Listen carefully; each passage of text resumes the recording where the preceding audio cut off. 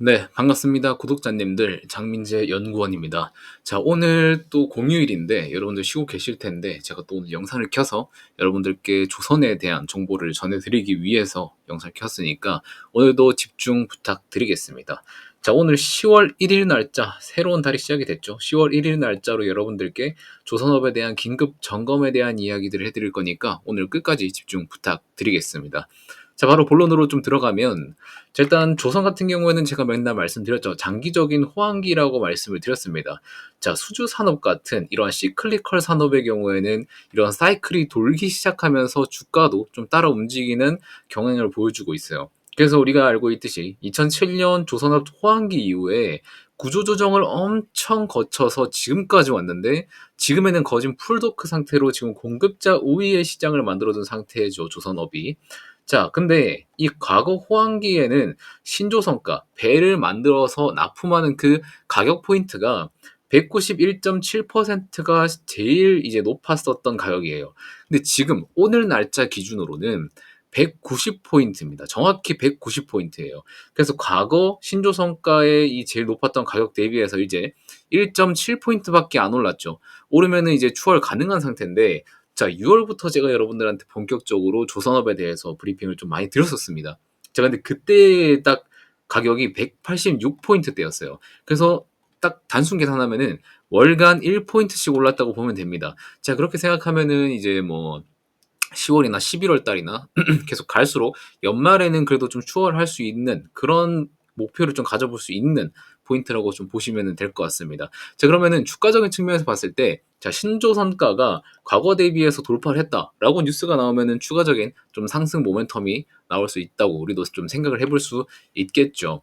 자, 그리고 이제 조선 섹터에 대해서, 자, 어제 같은 경우에는 제가 어떤 리포트 발간 내용에 대한 반박을 좀 중심으로 얘기를 했다면, 오늘 같은 경우에는 조선의 메리트 그리고 조선의 리스크가 어떤 것들이 있는지 여러분들께 좀 자세하게 말씀을 드려보겠습니다. 자, 최근에 9월 30일에 컨테이너선 24척을 중국 쪽으로 뺏겼다라고 하면서 이제 뉴스가 나왔는데, 이게 별로 안 아쉽다라고 이제 제목이 나타났었어요. 정확히는 이제 9월 30일 새벽 6시에 나왔었는데, 사실 제가 말씀을 계속 드렸습니다. 손님 가려받는다고, 한국 조선 같은 경우에는. 지금 우리나라 같은 경우에 아니면 뭐 글로벌리하게 조선사들이 지금 당장 저가 선박을 대량으로 독을 채우면 오히려 손해인 상황이 되고 있습니다. 왜냐하면 신조선가 같은 경우에도 계속해서 쭉 우상향이 되고 있고, 철강석 같은 경우에도 하락을 하고 있기 때문에 후판 가격, 후판이 조선에서 이제 메인 재료입니다. 한 20%가 이제 건조하는 데 들어가게 되는데, 이 재료비에 대한 것도 계속 하락하고 있기 때문에 일단 대형 비싼 그런 수주를 계속해서 받아야 훨씬 조선사에는 이득이라는 판단이 계속 시장에서 나오고 있어요. 그래서 중국이 지금 발주받았던 이 컨테이너 같은 경우에도, 자, 보면은, 자, 하팡로이드 같은 경우에는 17,000 TEU 그리고 9,200 TEU 두 가지 선박을 이제 중국 쪽으로 발주를 했어요. 자, 그런데 컨테이너선 같은 경우에는 2.2에서 2.4만 TEU 정도가 되어야 이제 초대형 컨테이너선이라고 불리거든요. 근데 이거에 비해서는 좀 터무니없이 좀 낮은 소형 선박이라고 여러분들이 좀 판단이 되겠죠. 자, 그래서 규모가 작은 저가 선박이고, 그리고 국내 조선사가 소화하기에는 양 자체도 많습니다. 자, 한국 같은 경우에는 도크 수가 어느 정도 일정 수량이 돼 있는데, 중국 같은 경우에는 일단 물량이 엄청나게 많이 나갈 수 있는 그런 질보다는 양에 특화되어 있던 국가다 보니까, 사실 중국에서는 이런 24척의 컨테이너선 소형이지만 받아도 괜찮다고 보고 있는 겁니다. 다만 한국 같은 경우에는 도크 수가 아직도 증설하기에는 아직 멀었고, 아직 한정되어 있는 도크가 되게 적다 보니까 고부가 가치의 선박만 받아야 되는 상황이 된 거예요. 그렇기 때문에 이러한 대량의 선박은 발주받기가 힘든 점도 있고, 그리고 선박을 건조할 수 있는 공간이 한정되어 있기 때문에, 자, 선박을 한 번에 많이 수주받게 되면은 이런 물량을 떠받을 수 없다는 결론을 내리고 있는 겁니다. 자, 그래서 중국 같은 경우 이번에 가져간 것들은 소형 컨테이너 선박을 여러 개 좀 박리담회 형식으로 가져왔다라고 보시면 될 것 같습니다. 자, 그리고 우리나라 조선사 같은 경우에는 제일 강점이 뭡니까? 자, LNG죠. LNG 선박에 제일 강한 국가인데 친환경 선박 수주도 계속해서 늘고 있습니다. 자, 유럽 같은 경우에도 이런 환경 규제를 좀 강화하게 되면서 이 선사들의 친환경 선박 수요가 계속해서 늘고 있어요.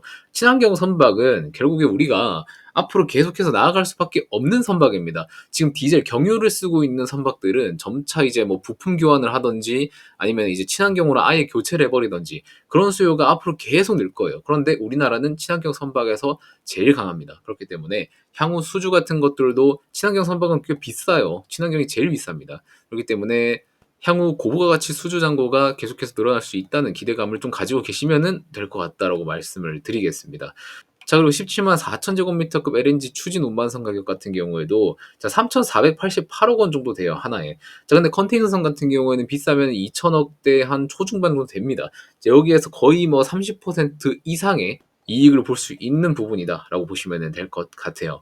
자, 그리고 클락슨 리서치에 따르면 자, 7월 말 기준에서 전 세계 LNG 운반선 수주 잔량이 자, 355척인데 여기서 70% 수준을 우리나라 국내 조선사에서 수주를 했다고 이야기를 하고 있습니다.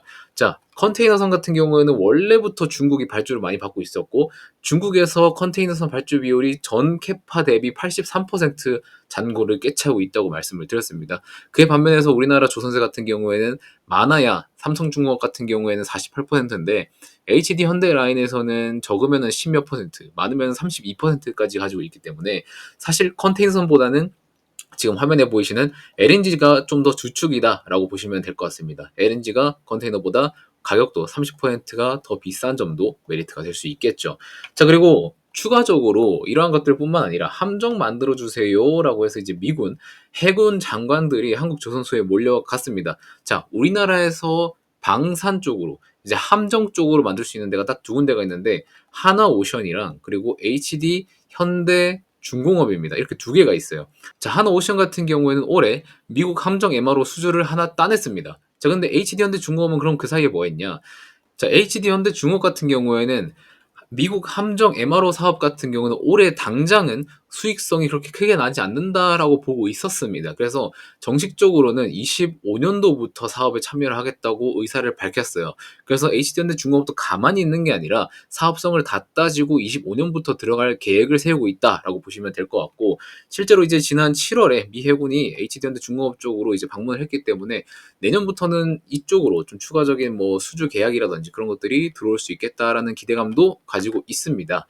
자, 메리트 같은 경우에는 한 이 정도로 좀 살펴보면 될 것 같고 자, 국내 조선사 그럼 리스크도 안 볼 수 없겠죠. 메리트가 있듯이 리스크도 항상 있을 수밖에 없습니다. 자, 중국 조선사 같은 경우에는 딱 명확했었어요. 중국은 양이고 한국은 질이다. 약간 이런 인식이 딱 잡혀 있었었는데 지금 2020년대 이후로 갈수록 중국도 이제 약간 기술력에서 따라오려고 하는 움직임을 보여주고 있습니다. 자, 중국 조선사 같은 경우에는 친환경 선박뿐만 아니라 자, 후동중하에서도 진출하지 못했었던 LNG선까지 좀 영역을 확대하고 있다고 보고 있습니다. 자, 그리고 2년 전에 이제 우리나라 조선사 빅3가 감당하지 못할 만큼 LNG선 발주가 계속해서 나오고 있었어요. 그래서 중국은 원래 LNG선 건조 경험이 없었어요. 제가 어제 보여드린 표에서도 LNG에 대한 수출 내역권은 단 한 건도 없었습니다. 자, 그런데 지금 중국에서도 기술력을 조금씩 올리고 있다 보니까 지금 남아있는 허공에 떠다니고 있는 수주 잔고들이 이제 중국 쪽으로 조금씩 들어가고 있다는 그런 것도 나오고 있어요. 그래서 중소형 선박을 건조하는 국내 중견 조선소들이 지금 구조조정으로 많이 사라졌습니다. 2007년 이후부터 구조조정을 빡세게 하면서 이제 빅3, 조선 빅3 아니면은 중소형 조선주 한 두 개 정도 남아 있는데 자, 이러한 중소형주들이 다 사라지게 되면서 얘네들이 원래는 좀 받았었을 물량들을 이제 중국 쪽으로 좀 가져가고 있다, 좀 빠져나가고 있다라고 좀 보시면 될 것 같아요. 자, 그리고 이렇게 얘기를 하더라도 아직까지 중국은 우리나라에 대한 기술력을 아직까지는 따라잡을 수 없습니다. 언제 얼마나 어떤 수준, 어떤 레벨까지 올라올지는 아직까지는 확정을 못 내리겠지만 아직까지는 그 기술력에 대한 갭이 높다라고 여러분들이 알고 계시면 될 것 같아요. 자, 그리고 두 번째 리스크. 자, 지금 철강 반덤핑 제소를 하고 있습니다. 현대제철에서. 자, 이제 조선사에서도 상반기, 하반기 이렇게 두 타임을 나눠서 이제 후판 가격 협상을 철강 그 기업이랑 하게 돼요. 자, 그런데 지금 조선 같은 경우에는 철강석가 원자재값 너네 하락했으니까 철강 가격 내려라 라고 얘기를 하고 있는 거고, 철강 업체에서는 야, 지금 우리 업황이 어떤데 하면서 업황 부진해서 여기서 더 내리면 우리 손해보고 팔아야 된다 라고 하는 입장이 대두되고 있습니다. 자, 그래서 지금 하반기 이제 선박 후판 같은 경우에도 지금 계속해서 줄다리기를 하고 있고, 원래는 하반기 후판 가격이 하반기 들어가기 전에 6월 말에 결정이 되는데 지금은 계속해서 딜레이가 되고 있습니다. 그래서 지금 빨라야 다음 달이라고 하는데 이 다음 달이 요번 10월이에요. 10월 달쯤에 합의에 좀 이를 것으로 전망이 된다고 해요. 자, 여기에다가 국내 철강 업체들이 중국산 후판 수입을 막기 위해서 반덤핑 제소까지 들어갔다고 하는데, 자, 지금 제가 말씀드렸죠. 미국에서 철강석에 대한 중국 제재를 가하니까 거기에 관세를 때려버리니까 거기로 가던 중국 철강들이 이제 한국 쪽으로 주변국으로 계속 밀려 들어오게 되는 시기라고 했었습니다. 자, 그런 거에 대해서 이제 현대제철을 필두로 우리나라 철강 업체들이 지금 반덤핑 제소를 제기한 건데, 자, 이 반덤핑 제소라는 건 쉽게 말하면 자, 국내 산업을 지키기 위해서 해외에서 수출해서 들어오는 어떠한 제품들 있죠. 여기에 관세를 때린다고 보시면 되는 겁니다. 관세를 때리면서 이게 값싸잖아요. 이 값싼 거에 플러스 관세를 때려서 이제 국산 가격이랑 그렇게 크게 차이 나지 않도록 이렇게 말하는 게 반덤핑 제소라는 겁니다. 자, 그런데 반덤핑 제소가 제기되면서 원래 우리나라 이제 조선사들 이제 후판 가격에 메리트가 될 수 있던 포인트들을 이제 다 잘라버리는 거 아니냐, 여론이 조성되면서 후판 가격이 인상되는 거 아니냐라는 이야기가 시장에 돌고 있었습니다. 자, 그런데 이거 같은 경우에는 잘 살펴보세요. 자, 중국산 후판 수입가가 톤당 70만 원대입니다. 한국은 지금 90한 2만 원 정도 돼요. 자, 이러면은 거의 한 20만 원 차이 돈이 되는 거죠. 자, 중국산 우파였으면은 훨씬 더 배를 싼 가격에 만들어서 납품을 할 수 있겠죠. 다만 한국조선해양 플랜트협회에 따르면은 국내 빅3 조선사 있죠. 한국조선해양, 삼성중공업, 하나오션 같은 경우에는 중국산 후판 사용 비율이 그렇게 높지가 않습니다. 20% 정도밖에 안 돼요. 자, 그러면 중국산 후판은 누가 제일 많이 쓰느냐? HJ중공업이나 K조선 같은 중형 조선사들, 이런 애들이 중국산 후판 비중이 30에서 50% 정도 됩니다. 자, 그러면은 반덤핑 제소에 성공해서 중국 후판에 이제 관세가 매겨졌을 때는 사실 빅3 조선사한테는 타격이 그렇게 없습니다. 제일 타격 받는 데는 이제 밑에 있는 중형 조선사 쪽으로 타격이 많이 되겠죠. 그래서 사실 이러한 반덤핑 제소에 대한 것들은 단기적인 우려가 될 수 있겠지만 장기적으로는 그렇게 영향이 없는 내용이다라고 보시면 될 것 같습니다.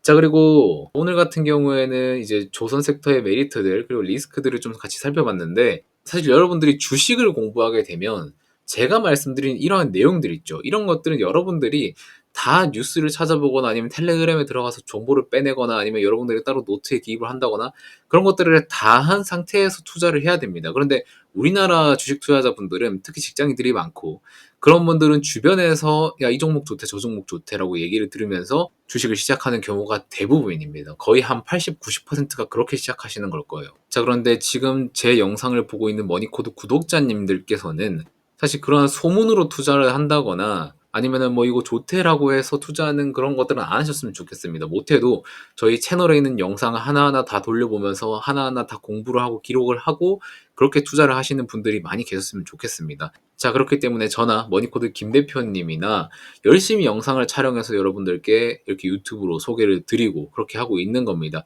사실 조선 같은 경우에도 4개월 동안 얼마나 입이 닳도록 얘기를 드렸습니까? 자, 결과는 뭐 지금 단기 하락이 있지만 사실 장기적인 추세에서는 저희가 말씀드린 가격에서는 아직까지 수익권 인정을 여러분들이 인지를 해주셨으면 좋겠습니다. 자, 그래서 지금 제가 이렇게 영상으로 브리핑을 드리고 있지만 매번 아쉬운 게 이러한 내용들을 장중에 실시간으로 여러분들께 전달을 드릴 수 있으면 얼마나 좋을까라는 생각을 많이 하고 있습니다. 자, 그리고 사실 투자를 하고 있는 여러분 입장에서도 퇴근하고 나서 영상으로 내용을 확인하는 것보다 장중에 실시간으로 주가가 하락하고 상승하는 그러한 원인들을 알고 싶지 않습니까? 그리고 그런 것들에 대한 내용을 파악하고 나서 매도를 할지 더 매수를 할지 결정을 할 수 있지 않겠습니까? 자, 그래서 제가 조선업 실시간 정보 공유방을 무료로 좀 개설을 하려고 합니다. 기존에 저희 채널에서 포스코홀딩스처럼 오직 조선 섹터만 이야기 드리는 정보방을 단방향으로 개설을 하려고 해요. 자, 그런데 수요가 너무 많더라고요. 그래서 조선 소통방 같은 경우에도 한 100명까지만 좀 제한해서 받아볼 예정입니다. 자, 오직 머니코드 구독자님들 한정으로만 2개월 동안 100% 무료로 운영할 예정이고, 구독은 여러분들 반드시 꼭 누르고 참여를 해주셔야 된다는 거 말씀을 드리겠습니다. 자, 실시간으로 연락 주시면 순차적으로 접수 후에 안내 드릴 예정이고요. 100명 다 차기 전에 연락을 주셔서 입장을 해보시면 좋을 것 같습니다. 자, 지금 이러한 내용들 사실 영상으로만 다 이제 담아서 드리기는 한계가 있어요. 제가 실시간에 그때 시간에만 제가 생각나는 것들을 적어 드릴 수 있는 부분도 있고, 사실 영상에서 이렇게 작성을 할 때도 일정 부분은 좀 까먹거나, 저도 사람이기 때문에 일정 부분은 까먹을 수 있는 것들이 있기 때문에 그때그때 생각나는 아이디어라든가 아니면 이슈라든가 그런 것들을 여러분들께 실시간으로 전달을 드리고, 여러분들이 그거를 무료로 받아보시고 대응을 한번 해보셨으면 좋을 것 같다는 생각에 좀 개설했으니까 많이 많이 참여해 주시면 좋겠고요. 100% 무료로 운영이 되는 거니까 부담 없이 연락 주시면은 순차적으로 안내 드리도록 하겠습니다. 자, 오늘 영상은 여기까지 마무리하도록 하겠고요. 오늘 이제 휴일이었는데 푹 쉬시기 바라겠고, 내일 또 장이 열립니다. 내일도 긍정적인 주가 흐름을 기대하면서 영상 여기서 마무리하도록 하겠습니다. 그럼 저는 다음 영상에서 또 만나 뵙도록 하겠습니다. 고맙습니다.